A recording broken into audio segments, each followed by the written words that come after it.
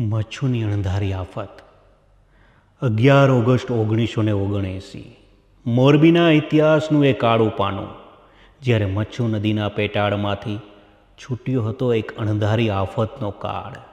દિવાલો તૂટી, ડેમ તૂટ્યો અને ક્ષણવારમાં તો મચ્છુના અફાટ નીર મોરબીને ગળી જવા ધીરા બન્યા. એ શાંત વહેતી નદી એક જ પળમાં બની ગઈ મહાકાળ. ના કોઈ ચેતવણી, ના કોઈ સમય, બસ ચારે તરફ કરુણ ચીસો ને ભાગદોડ.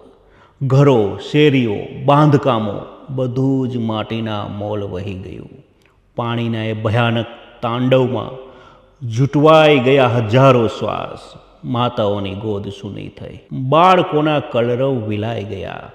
પડવારમાં હસતું રમતું શહેર બની ગયું શમશાન. પાણી ઓસર્યા પછી પાછળ રહી ગયો માત્ર કાદવ, કંપારી અને કાળઝાળ સન્નાટો.